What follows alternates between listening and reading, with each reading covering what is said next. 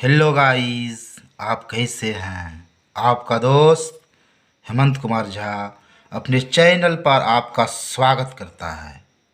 अगर आप मेरे चैनल पर नए हो तो प्लीज़ सब्सक्राइब करना। अगर आपको मेरा वीडियो पसंद आए तो लाइक अवश्य करना। अपने दोस्तों में ज़्यादा से ज़्यादा शेयर करना। प्लीज़ वीडियो को खूब वॉच करना। दोस्त, पिछले वीडियो में कुछ प्रतिभाशाली बच्चे ने कमेंट करके सवाल का सही जवाब दिया। मैं उसका नाम लेना चाहता हूँ। कमल भारती, रिया, छब्बू, सन्नी, रोजी, सहारा, खुशी, अंकित, राजवी, हर्ष, इरशाद, रामजी, हिना, लक्ष्मी, सुमन, मुदस्सिर, वर्षा, मौसम, जिज्ञासा और तौसीफ। इन सभी बच्चे ने बखूबी जवाब दिया और हम आशा रखते हैं कि ये बच्चे इसी तरह जवाब देते रहेंगे। मैं आज भी वीडियो के अंत में कुछ सवाल दूंगा और मैं आशा रखूंगा कि ये होनहार बच्चे इसका जवाब ज़रूर देंगे। दोस्त, मेरा आज का टॉपिक विभाज्यता का नियम है। यह सीटेट, टेट, एसएससी, बैंक, रेलवे और ऑल क्लासेस के लिए काफ़ी इम्पोर्टेंट टॉपिक है। ये वेरी इम्पोर्टेंट टॉपिक है। हम टॉपिक में बढ़ने से पहले आपके सामने कुछ मोटिवेशनल बातें लाए हैं कि ज़िंदगी में कुछ पाना हो, ज़िंदगी में कुछ पाना हो तो खुद पर एतबार रखना। ज़िंदगी में कुछ पाना हो तो खुद पर एतबार रखना। सोच पक्की और कदमों में रफ्तार रखना। कामयाबी मिल जाएगी, कामयाबी मिल जाएगी एक दिन निश्चित ही तुम्हें। बस खुद को आगे बढ़ने के लिए तैयार रखना। माय डियर फ्रेंड्स, बुझी समा भी जल सकती है, बुझी समा भी जल सकती है। तूफान से कश्ती भी निकल सकती है। होकर मायूस यूं ना, अपने इरादे बदल, तेरी किस्मत कभी भी बदल सकती है। तो मेरे दोस्त, मेरा आज का टॉपिक विभाज्यता का नियम है। आइए आज हम विभाज्यता के नियम का इस तरह से कंसेप्ट क्लियर करते हैं ताकि यह हमें उम्र भर याद रहे। हम इसमें आज बड़े मज़े से आगे बढ़ते हैं। आइए, यह विभाज्यता का नियम हमें पग पग पर काम लगता है। आइए आज हम सबसे पहले शुरू होते हैं और दो का विभाज्यता का नियम पढ़ते हैं। दो का विभाज्यता नियम, दो का विभाज्यता नियम, दो का विभाज्यता नियम, दो का विभाज्यता नियम। अगर हम विभाज्यता नियम को नहीं जानते हैं तो हमें बहुत प्रॉब्लम होता है। इस पर बहुत सारा सवाल भी हमारा कंपटीशन जैसे एग्जामों में रहता है। तो आइए हम समझते हैं कि दो का विभाज्यता का नियम क्या है। दो का विभाज्यता का नियम क्या है? तो देखिए, जिस संख्या के इकाई अंक, जिस संख्या के इकाई अंक में 2, 4, 6, 8 और 0 रहे, ध्यान देना, ध्यान देना माय डियर्स। जिस संख्या का इकाई अंक में 2 रहे, 4 रहे, 6 रहे, 8 रहे और 0 रहे तो समझ लो वह 2 से कटेगा। तो कहने का मतलब यह है कि 2 से कटने का या 2 से विभाज्यता का नियम यह हुआ कि जिस संख्या का इकाई डिजिट यानी इकाई अंक में 2 रहे, 4 रहे, 6 रहे, 8 रहे और 0 रहे वह 2 से ऑफकोर्सली कटेगा, चाहे वह संख्या कितना ही बड़ा क्यों ना हो। जैसे देखिए, हम एक एग्जाम्पल लेते हैं। जैसे देखिए, हम आपके सामने ये संख्या लिख रहे हैं। देखिए शायद कितना बड़ा है। देखिए देखिए, अगर इसके अंतिम में 4 है तो ये 2 से कटेगा, यानी संख्या कितना भी बड़ा। एक एग्जांपल देखिए, मैं आपके सामने और ले रहा हूँ। देखिए, चाहे लिखने में हमें कितना देर क्यों ना लगे, हम तो लेते रहेंगे। हम तो लेते रहेंगे। देखिए और बड़ा कर रहे हैं, और बड़ा कर रहे हैं, और बड़ा कर रहे हैं, और बड़ा कर रहे हैं। देखिए इसका इकाई अंक, इसका देखिए इकाई अंक, अगर इकाई अंक में 6 रहे, संख्या कितना ही बड़ा क्यों ना रहे, अगर उसके इकाई अंक में 2 रहे, 4 रहे, 6 रहे और 8 रहे और 0 रहे तो वह 2 से बेशक कटेगा। अब आइए 2 के बाद हम 5 का भी समझते हैं। 5 का विभाज्यता नियम, 5 का विभाज्यता नियम, 5 का विभाज्यता नियम, 5 का विभाज्यता नियम। जिस संख्या का इकाई अंक, जिस संख्या का इकाई अंक 5 या 0 रहे, जिस संख्या का इकाई अंक 5 या 0 रहे तो ऑफकोर्सली वो 5 से कटेगा, चाहे वो कितना ही बड़ा क्यों ना रहे। देखिए हम आपके सामने लिख रहे हैं, ये कितना ही बड़ा क्यों ना रहे, अंतिम में 0 है तो 5 से कटेगा। देखिए संख्या कितना ही बड़ा क्यों ना रहे, देखिए मेरा हाथ में दर्द हो गया लिखते लिखते, लेकिन अगर अंतिम में 5 है, इकाई में 5 है तो वो 5 से कटेगा।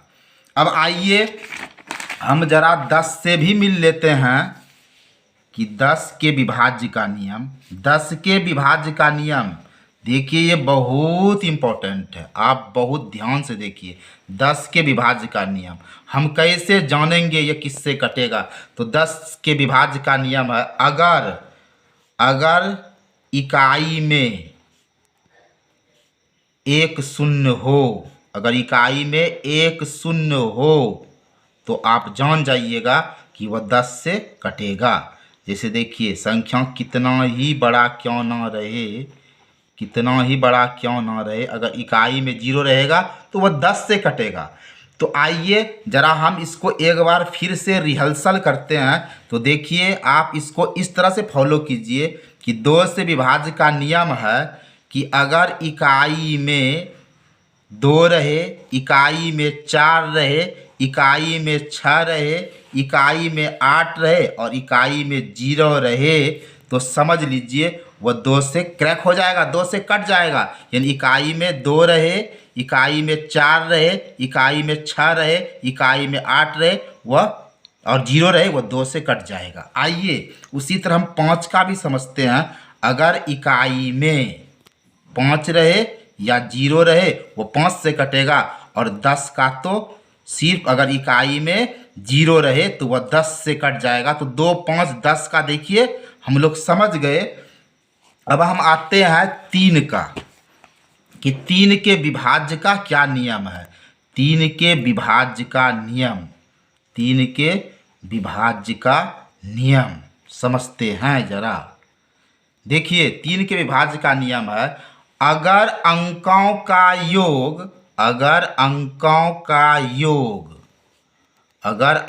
का योग 3 से विभाज्य हो, 3 से विभाज्य हो तो वह 3 से कटेगा, चाहे वह संख्या कितना ही बड़ा क्यों ना रहे। आइए हम आपका कंसेप्ट क्लियर करने के लिए कुछ एग्जाम्पल लेते हैं। जैसे देखिए ये 72 है, और देखिए हम इसको विभाज्य नियम से कैसे समझते हैं कि ये जो 7 और 2 है इसको आप जोड़ दीजिए तो 7 और 2 क्या हुआ, 9 हुआ ना। अब देखिए ये 9 में 3 से भाग लग गया ना, तो हम कह सकते हैं कि ये 72 में भी 3 से भाग लगेगा। नहीं विश्वास होता, देखिए हम भाग लगाकर आपको दिखाते हैं। 2 3 दूनी 6, 7 में 6 गया 1 और 2 6 के 12, ये कट गया ना। तो देखिए यह सिर्फ 72 की बात नहीं है, कोई भी संख्या चाहे वो कितना ही बड़ा क्यों ना रहे, अगर उसके अंकों का योग 3 से विभाज्य हो तो वह 3 से विभाज्य ऑफकोर्सली होगा। जैसे देखिए हम आपको दिखा रहे हैं ये संख्या, जैसे हमारे पास देखिए 729 है ना, देखिए यह 3 से कटेगा। क्यों कटेगा, क्योंकि देखिए हम 7, 2 और 9 जो अंक है ना उसको जोड़ते हैं। देखिए 7 2 9, 9 9 18 हुआ। अब 18 में देखिए 3 से भाग लगेगा कि नहीं, 3 6 18। तो हम कह सकते हैं कि अगर इसके अंकों का योग 3 से विभाज्य हो जाए, अगर इसके अंकों के योग में, अगर इसके अंकों का योग में 3 से विभाज्य हो जाए तो ये 3 से कटेगा। जैसे हम एक और लेते हैं, तो एक बार हम नियम को पुनः पढ़ते हैं कि अगर अंकों का योग 3 से विभाज्य हो जाए तो वो 3 से कटेगा। आइए हम एक एग्जाम्पल लेते हैं। जैसे देखिए एक संख्या ये है, अब इसको जोड़ के देखिए, 6 जोड़ 2 जोड़ 1, तो 6 2 8 1 9। अब 9 में देखिए 3 से भाग लग जाएगा ना, तो इसका मतलब है कि इसमें भी 3 से भाग लगेगा। तो शायद आप 3 का विभाज्य नियम समझ गए होंगे। आइए अब हम लगे हाथ 9 पर भी आ जाते हैं। देखिए 9 का क्या है नियम, 9 से विभाज्य का नियम क्या है भैया, ये भी जरा समझिए, बड़ा इम्पोर्टेंट टॉपिक है, जरा ध्यान से समझिए। 9 से विभाज्य का नियम है, अगर अंकों का योग, अगर अंकों का योग, अगर अंकों का योग 9 से विभाज्य हो, अगर अंकों का योग 9 से विभाज्य हो तो आप आंख मूंद कर यह समझ जाइएगा कि वह 9 से विभाज्य होगा, अगर अंकों का योग 9 से विभाज्य हो। आइए हम एग्जांपल लेते हैं। जैसे देखिए 81 81 है ना, देखिए ये 9 से कटेगा। देखिए इसको जोड़ के देखिए, 8 और 1 को जोड़िए तो क्या हो गया 9। अब 9 में 9 से भाग लग गया ना, तो समझ जाइए ये 81 भी 9 से कट जाएगा। जैसे देखिए हम आपको और एक एग्जांपल लेते हैं, 4 2 6 1 7 2 9। देखिए जैसे ये 1242 है। अब देखिए इसको जोड़ के देखिए, 1 जोड़ 2 जोड़ 4 जोड़ 2, इसको जोड़िए, 4 2 6 2 8 1 9। अब देखिए ये 1242 में जो अंक है, इसके अंकों का योग 9 हो रहा है, और 9 में 9 से तो भाग लगिए ना जाएगा, तो हम कह सकते हैं कि 1242 भी 9 से कटेगा। अब देखिए जरा सा हम इसको एक बार फिर रिहर्सल करते हैं कि ये 3 से कटने का नियम क्या है।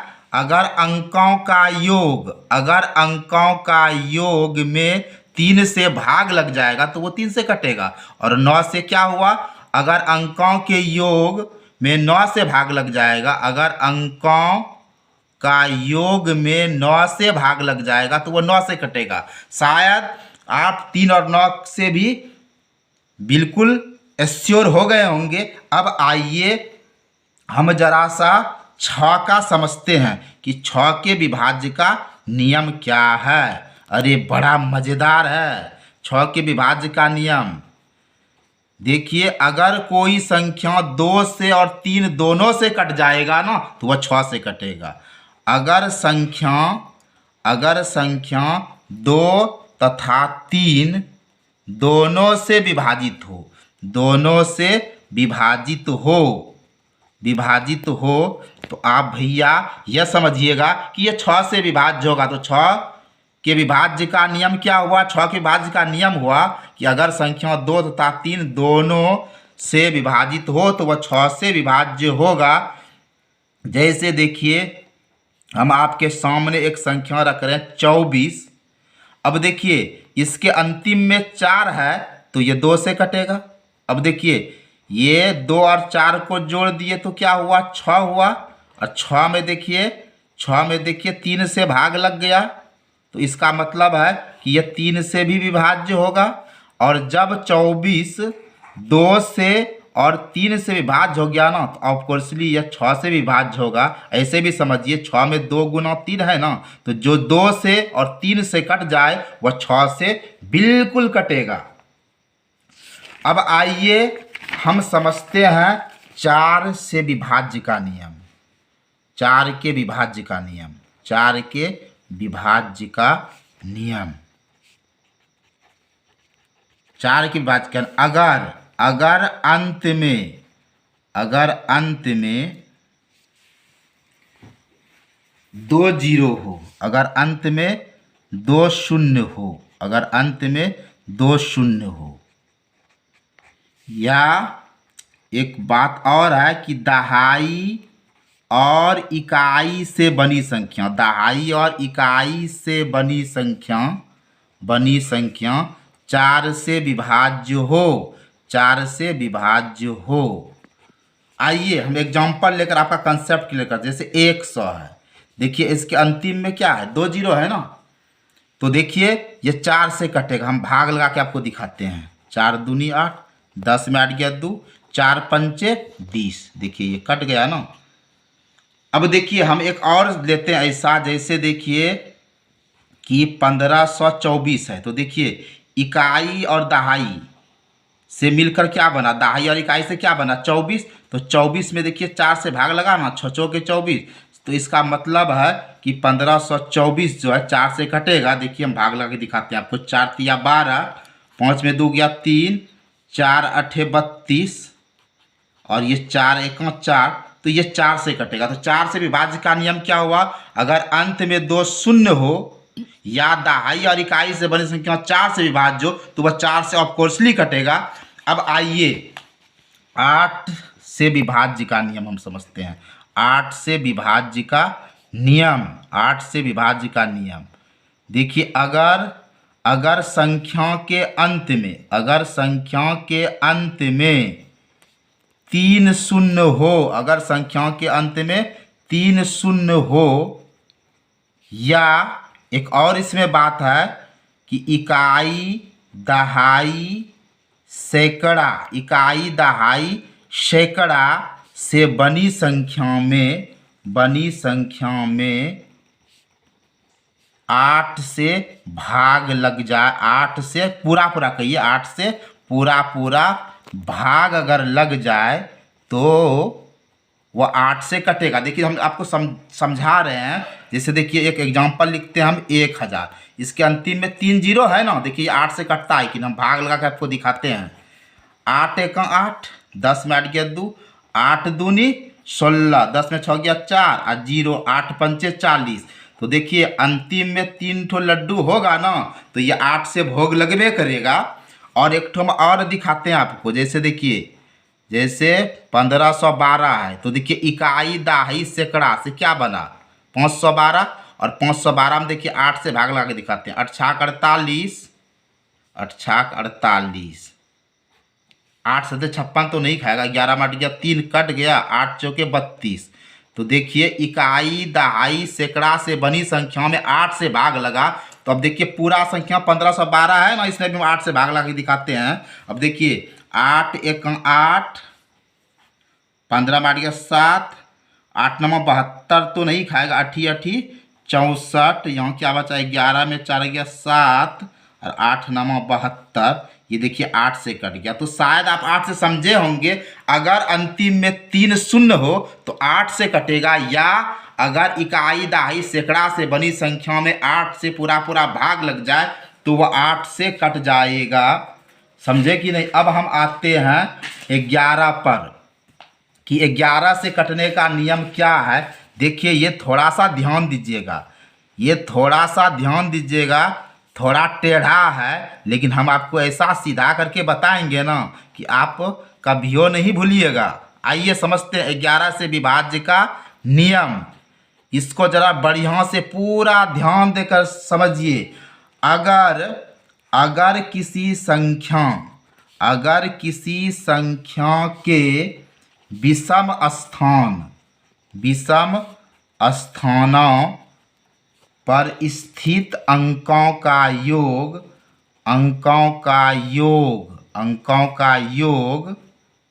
और सम स्थानों पर स्थित अंकों का योग का अंतर 0 हो या 11 से विभाज्य हो। देखिए आप इतना बड़ा नियम से डरिए नहीं। हम देखिए ऐसे समझा रहे हैं कि कोई संख्या है तो हम ऐसे कहते हैं कि सम स्थानों का योग, समझे कि नहीं, और फिर विषम स्थानों का योग, ये दोनों निकाल लीजिएगा। समझिएगा, आपको बड़ा मजा आएगा, टेंशन नहीं लीजिएगा। सम स्थानों का योग और विषम स्थानों का योग निकाल दीजिए, और जब हम इस दोनों का माइनस करेंगे ना तो या तो वह 0 होगा या 11 से कट जाएगा, तो 11 से कट जाएगा। आप कहिएगा कि हमें ये बात समझ में नहीं आया, तो आइए आपको समझाने के लिए हम एक एग्जाम्पल लाए हैं। हम आपको 2 एग्जाम्पल दे रहे हैं और आप देखिए बड़े मज़े से समझिएगा। देखिए हम लिखते हैं 1 7 9 2 1 2। देखिए 11 से कटने का टेक्निक, देखिए ऐसे दाग लगाइए और फिर छोड़ दीजिए, फिर दाग लगाइए, फिर छोड़ दीजिए, फिर दाग लगाइए और छोड़ दीजिए। तो देखिए अब ऐसे हम समझाते हैं कि देखिए यहाँ स्टार्ट करेंगे तो ये 1 हुआ, ये 2 हुआ, ये 3 हुआ, ये 4 हुआ, ये 5 हुआ, ये 6 हुआ। ऐसे भी समझिए, या तो दाग लगा के छोड़िए, दाग लगा के छोड़िए, दाग लगा के छोड़िए, या ऐसे लिख दीजिए 1 2 3 4 5 6। अब देखिए सम वाला को जोड़िए। देखिए सम वाला क्या है, देखिए सम वाला 1 है, सम वाला 9 है और सम वाला क्या है 1 है। अब इसको जोड़ के देखिए 9 1 10 1 11। अब विषम वाला को देखिए, विषम वाला क्या है, ये देखिए विषम वाला क्या है 2 है, विषम वाला क्या है 2 है और विषम वाला क्या है 7 है। यानी विषम जो है उसको जोड़िए तो 2 2 4 और 7 4 11। 11 में 11 घटाइए तो 0 होगा ना, तो समझिए 11 से कटेगा। अब देखिए हम आपका एक और एग्जाम्पल आपके सामने रख रहे हैं ताकि आप एकदम बड़े मज़े से समझिएगा। देखिए 7 8 1 5 1 7। आपको नंबर तो लिखने आता है ना। देखिए ये 1 नंबर मारे, ये 2 नंबर मारे, ये 3 नंबर मारे, ये 4 नंबर मारे, ये 5 नंबर मारे, ये 6 नंबर मारे। अब इसमें देखिए जरा सम कौन कौन है, कौन कौन नंबर, ये देखिए सम नंबर है, ये सम नंबर है, ये सम नंबर है। जरा सम नंबर का जोड़िए। देखिए सम नंबर में क्या 1 है नू। अब देखिए सम में क्या है 1 है नू और सम में क्या है 7 है नू। तो जोड़ लीजिए सम नंबर को, 7 1 8 1 9 हो गया।